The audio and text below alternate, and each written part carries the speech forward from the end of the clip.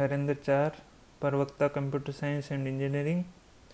आज हम introduction to network security and cryptography subject के यूनिट नंबर 1 के बारे में पढ़ेंगे। तो सबसे पहले आता है कि इस वीडियो के अंदर हम आज क्या क्या पढ़ने वाले हैं। तो इसका एक ओवरव्यू दिया हुआ है यहाँ पे।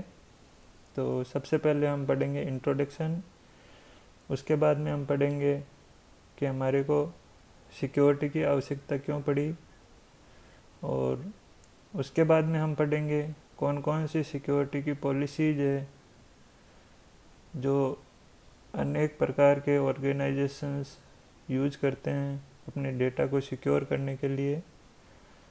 और सबसे लास्ट के अंदर है प्रिंसिपल ऑफ सिक्योरिटीज, कि कौन कौन से प्रिंसिपल्स हैं जो फुलफिल होने चाहिए जब आप सिक्योरिटी की बात करते हो। तो सबसे पहले आता है इंट्रोडक्शन। इंट्रोडक्शन के अंदर हम देखेंगे हमारे दिमाग के अंदर कुछ क्वेश्चंस उठते हैं कि सबसे पहला क्वेश्चन क्या है कि what we are trying to protect. हम सबसे पहले ये जानना चाहते हैं कि हम किस प्रकार के डेटा की सुरक्षा करने की कोशिश कर रहे हैं। दूसरा क्वेश्चन हमारे दिमाग में आता है कि what are the various dangers when we use computers, computer network and the internet.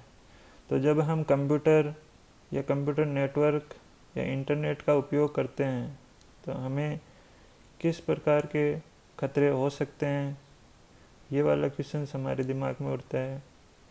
फिर तीसरा क्वेश्चन हमारे दिमाग में ये आता है कि what can happen if we do not set up the right security policies, framework and technology implementation. कि अगर हम सही सुरक्षा नीति या फ्रेमवर्क या टेक्नोलॉजी इम्प्लीमेंटेशन नहीं बनाते हैं तो हमारे साथ क्या गलत हो सकता है। तो इन सभी क्वेश्चंस का जवाब हम आगे की वीडियो में पढ़ेंगे।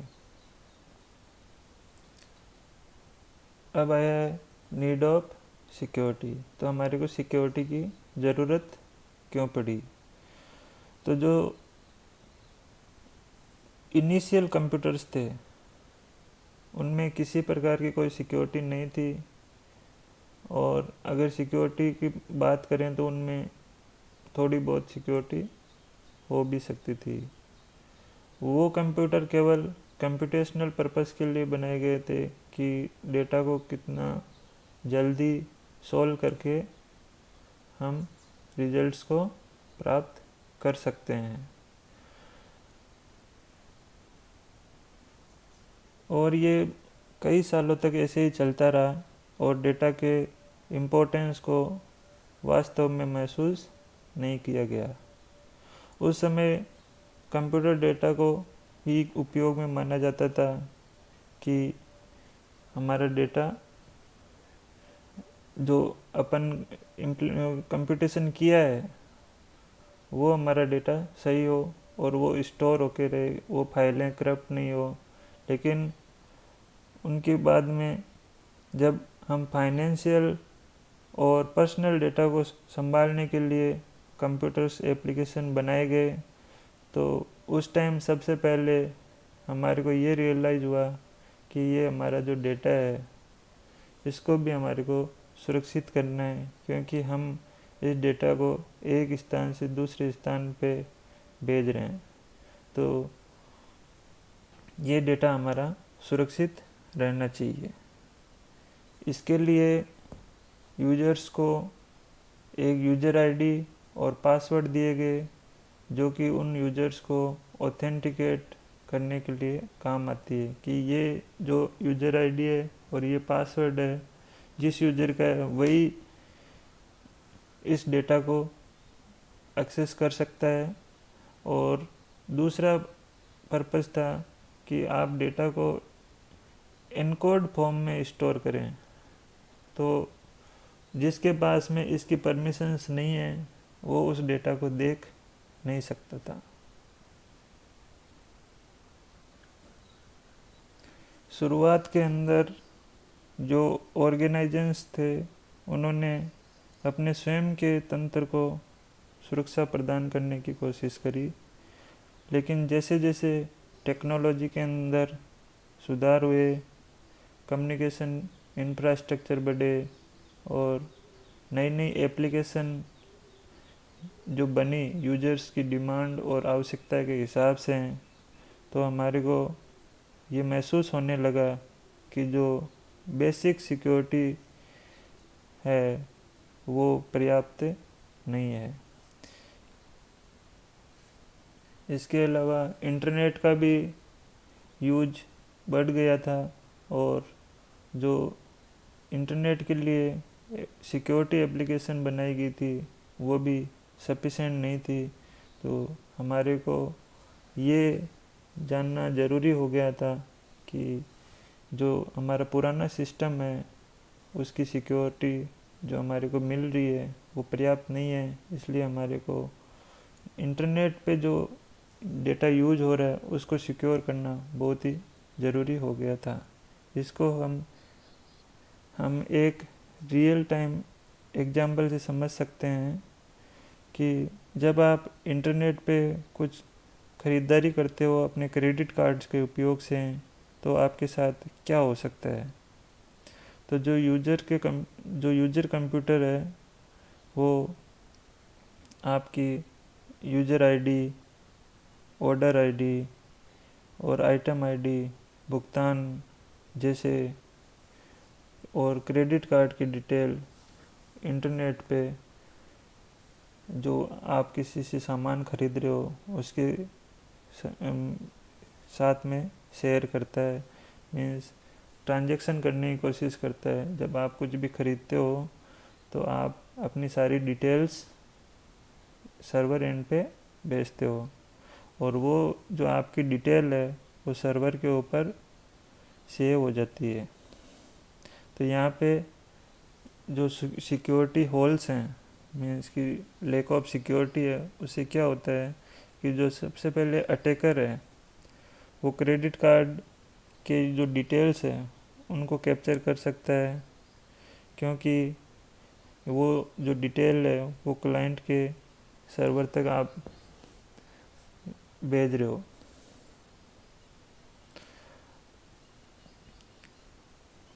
अगर हम किसी तरीके से जो अटैकर है वो उस डेटा को रीड करने की कोशिश कर रहा है, जो डिटेल्स है उनको रीड करने की कोशिश कर रहा है, तो उनको हम अगर बचा भी लें तो ये हमारी समस्या का समाधान नहीं करता है। इसके बाद में अगर जो आप जहाँ से आप सामान ले रहे हो, जिस सर्वर से आप सामान ले रहे हो, तो वो आपकी सारी डिटेल स्टोर कर लेता है और आपको वो सामान भेजने की कोशिश करता है। जब तो जो आपका अटैकर है वो किसी भी तरीके से उसके डेटाबेस में जहाँ पे सारी क्रेडिट कार्ड्स की और डिटेल स्टोर्ड है तो उसमें वो पहुँचने की कोशिश करता है और वो पहुँच भी जाता है। इसके लिए उसके बाद में वो उस स्टोर्ड डेटाबेस में से क्रेडिट कार्ड की नंबरों को चुरा सकता है। ऐसा एक बार रूस के एक अटैकर ने वो जो मर्चेंट है जहाँ मतलब सर्वर है वहाँ से उसने 3 लाख क्रेडिट कार्ड्स नंबर्स को चुरा लिया था और उसके बाद में उसने करीब $1 लाख की उसने वसूली की मांग रखी। तो जो सर्वर साइड का ओनर था तो उसने पैसे देने से मना कर दिया और इसके बावजूद हमलावर ने या जो अटैकर था उसने 25,000 क्रेडिट कार्ड्स इंटरनेट के ऊपर पब्लिश कर दिए। कुछ बैंकों ने तो क्या किया कि जो क्रेडिट कार्ड थे उनको रिप्लेस कर दिया और नए अपने ग्राहकों को नए क्रेडिट कार्ड प्रदान कर दिए और कुछ एक ने अपने कस्टमर्स को अलर्ट कर दिया कि आप अपने ट्रांजैक्शंस को सिक्योर करें। तो इस एग्जांपल से हम ये समझ सकते हैं कि अगर हमारे पास सही सिक्योरिटी पॉलिसीज और सही सिक्योरिटी मैकेनिज़्म होती तो हम जो फाइनेंशियल लॉस हुआ है उससे और जो रेपुटेशन थी सर्वर साइड में उससे भी हम निजात पा सकते थे। अब हम पढ़ेंगे सिक्योरिटी अप्रोचेज। तो सिक्योरिटी अप्रोचेज मीन्स सुरक्षा दृष्टिकोण। तो पहली जो अप्रोच है मीन्स कि एक कोई भी ऑर्गेनाइजेशन है वो अलग अलग तरह की सिक्योरिटी अप्रोचेज अपना सकता है। तो जो पहली अप्रोच है कि नो सिक्योरिटी मीन्स कि वो किसी भी प्रकार की कोई सुरक्षा इम्प्लीमेंट करने की कोशिश नहीं करता है और ये उसका डिसीजन रहता है कि मैं मेरे यहाँ किसी भी प्रकार की सुरक्षा नहीं रखूँगा। दूसरी जो अप्रोच है सिक्योरिटी थ्रू एब्सक्योरिटी। तो इसके अंदर क्या होता है कि जो आपका डेटा है उसको आप छुपा के रखो। जो सेंसिटिव डेटा है उसको आप छुपा के रखो ताकि हमलावर को पता नहीं चले। तीसरी टाइप की सिक्योरिटी है वो है होस्ट सिक्योरिटी। होस्ट सिक्योरिटी का मतलब है कि आप अपने पर्सनल कंप्यूटर्स को आप सिक्योर कर सकते हो, लेकिन जब आप इंटरनेट का यूज करोगे मीन्स लार्ज स्केल के ऊपर आप अपने सिस्टम को यूज करोगे तो ये आपको बहुत कॉम्प्लेक्स प्रोसेस बन जाएगी और ये आपकी पॉलिसी या अप्रोच सही तरीके से काम नहीं करेगी। जो सबसे लास्ट वाली अप्रोच है वो है नेटवर्क सिक्योरिटी, नेटवर्क सुरक्षा। इस अप्रोच के अंदर जो दूसरे सिस्टम से इंटरनेट से जुड़े हुए हैं उनको अपने सिस्टम को कैसे बचा सकते हैं। तो ये वाली जो अप्रोच है वो सबसे अच्छी और स्केलेबल अप्रोच है। तो यहाँ पे हमने अलग अलग 4 तरह की सिक्योरिटी अप्रोचेज देखी। तो जो सबसे अच्छी अप्रोच है वो है नेटवर्क सिक्योरिटी। नेटवर्क को सिक्योर कर लो तो सब चीज़ें अपने आप सिक्योर हो जाएगी। दूसरी सिक्योरिटी अप्रोच है सिक्योरिटी मैनेजमेंट प्रैक्टिसेज। तो अच्छा सुरक्षा प्रबंधन हमेशा एक सुरक्षा नीति के लागू करने की बात करता है और सुरक्षा नीति को लागू करना बहुत ही कठिन काम है। एक अच्छी सुरक्षा नीति आमतौर पर निम्न जो 5 पॉइंट्स दे रखे हैं इनके बारे में बात करती है।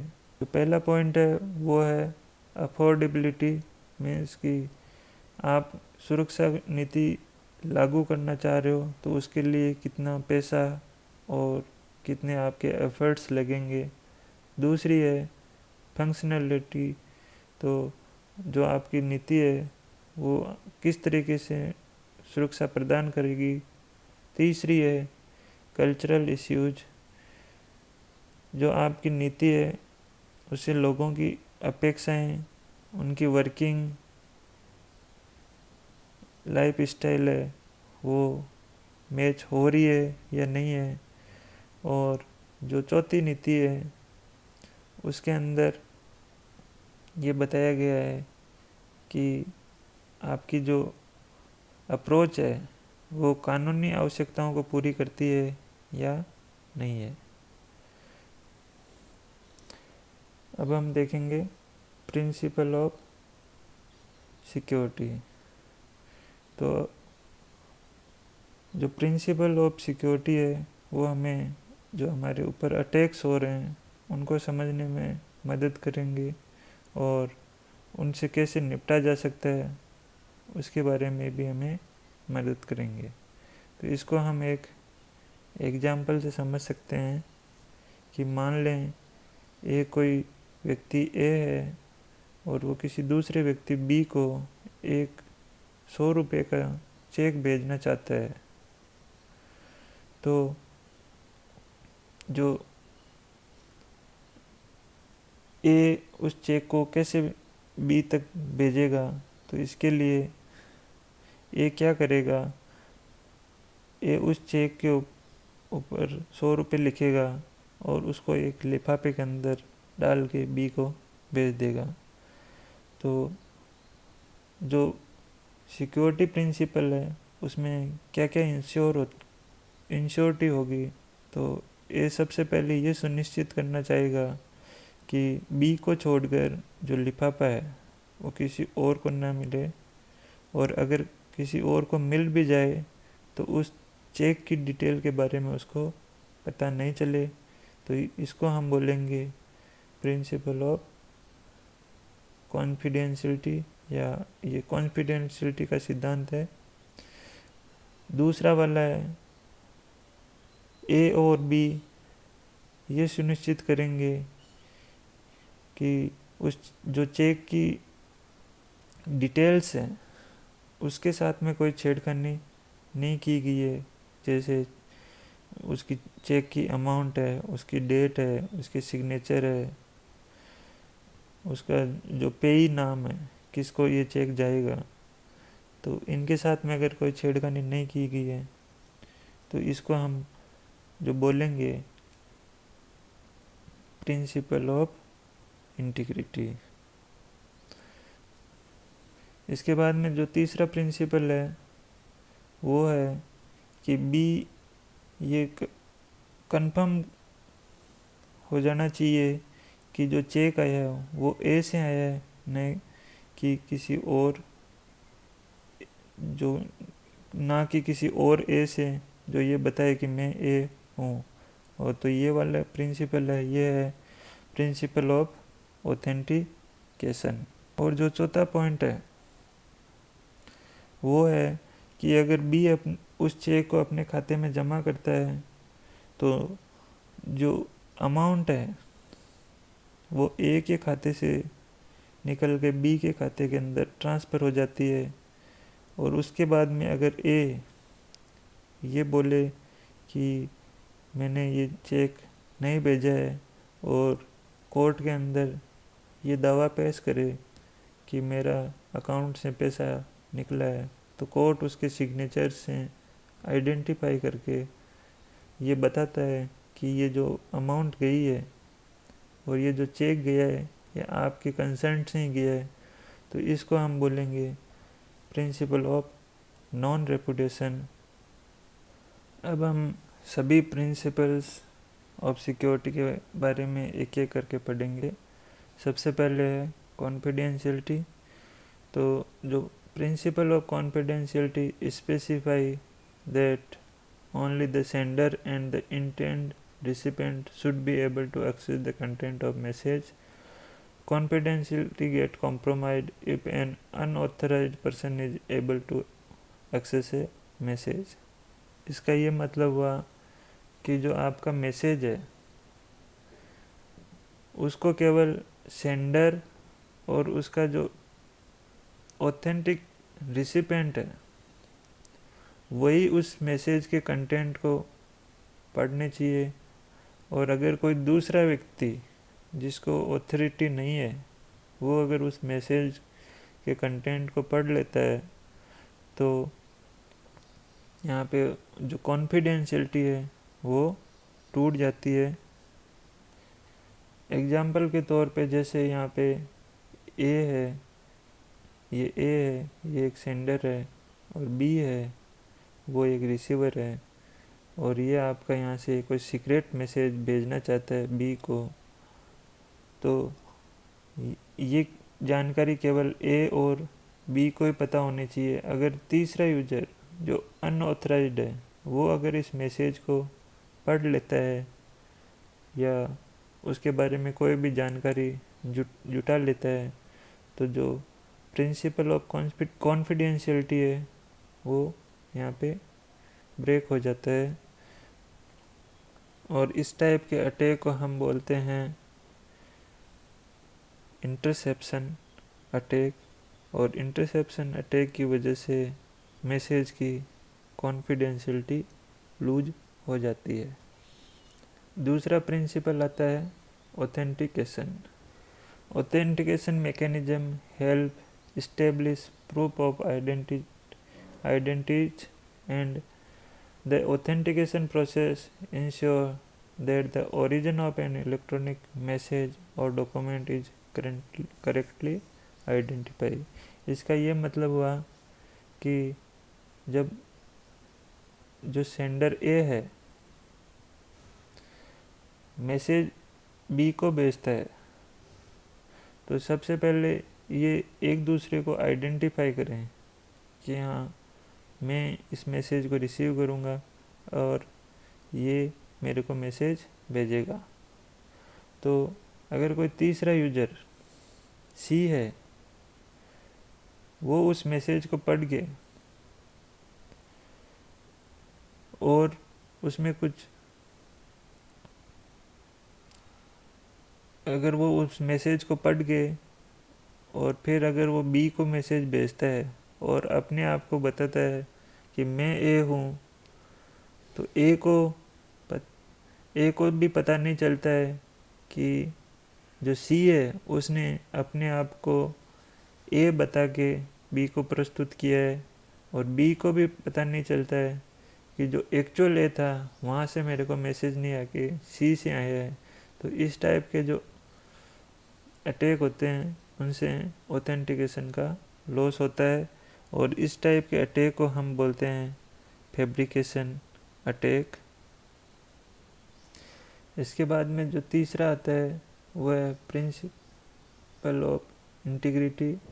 When the content of a message are changed after the sender send it but before it reaches to the intent recipient, we say that the integrity of message is lost। Means जब आप किसी message को ए से सी की तरफ भेजते हो, ए से बी की तरफ भेजते हो, तो वो मैसेज बी तक पहुंचने से पहले ही अगर उसके अंदर कुछ लॉस हो जाता है, मीन्स कि उसके कंटेंट को चेंज कर दिया जाता है कि यहाँ से आपने 5 भेजा और इसको मिल रहा है 7, जो कि रॉन्ग मैसेज है। तो इसका जो आइडियल रूट है कि मैसेज इस डायरेक्शन में जाना चाहिए था, लेकिन ये हुआ किस वजह से कि पहले मैसेज सी के पास में गया और फिर मैसेज बी के पास में गया। तो जो सी है, अटैकर है, उसने उस मैसेज में चेंजेज कर दिए। तो जो यहाँ पे क्या हुआ, आपकी इंटीग्रिटी का लॉस हो गया। और इस टाइप के अटैक को आप क्या बोलोगे, मॉडिफिकेशन अटैक। इसको हम एक एग्जांपल से समझ सकते हैं कि मान लो ए ने कुछ शॉपिंग करी है $100 की, कोई ऑर्डर प्लेस किया है बी के पास में, और जब वो अपना अकाउंट का बिल देखता है, अकाउंट स्टेटमेंट देखता है, तो उसके अकाउंट में से $1000 का जो ट्रांजैक्शन हुआ है वो किस वजह से हुआ है कि जो सी है, सी ने उस के डेटा को जो 100 वाला ट्रांजैक्शन था उसको मॉडिफाई कर दिया और उसको 1000 करके उस शॉपिंग को किया। तो इससे जो मॉडिफिकेशन हुआ है उससे उस डेटा का लॉस हुआ है, और इसको हम मॉडिफिकेशन अटैक कहते हैं। और जो अब सबसे लास्ट वाला प्रिंसिपल ऑफ सिक्योरिटी है वो है नॉन रेपुटेशन। नॉन रेपुटेशन के अंदर क्या होता है कि सेंडर मैसेज भेजने के बाद में ये मना नहीं कर सकता कि ये मैसेज मेरे द्वारा नहीं भेजा गया था। तो हम एक उदाहरण से समझ सकते हैं कि मान लो एक यूजर है, उसने बैंक जो कि यूजर बी है उसको एक फंड ट्रांसफ़र की रिक्वेस्ट भेजी है इंटरनेट के ऊपर, और बैंक क्या करता है उस रिक्वेस्ट को एक्सेप्ट कर लेता है जैसे जैसे वो ए ने उसमें लिखा है, और किसी के भी अकाउंट में अगर वो बैंक पैसा डाल देती है, बाद में ए बैंक में आके ये क्लेम करता है कि मैंने ये फंड ट्रांसफ़र की रिक्वेस्ट नहीं भेजी थी, तो इसको हम बोलेंगे कि ए जो यूज़र ए है वो उसको अपने फंड ट्रांसफ़र के इंस्ट्रक्शंस को डिनाई कर रहा है, और यहाँ पे जो सिक्योरिटी प्रिंसिपल है नॉन रेपुटेशन का वो ब्रेक हो रहा है। तो नॉन रेपुटेशन के अंदर अपन को ये इंश्योर करना होता है कि सेंडर या रिसीवर जो भी है वो कम्युनिकेशन करने के बाद में डिनाई नहीं करे कि ये मैसेजेस हमारे द्वारा नहीं भेजे गए थे। आगे की हम वीडियो में, नेक्स्ट वीडियो में हम ये पढ़ेंगे कि कितने प्रकार के अटैक्स होते हैं। Thank you.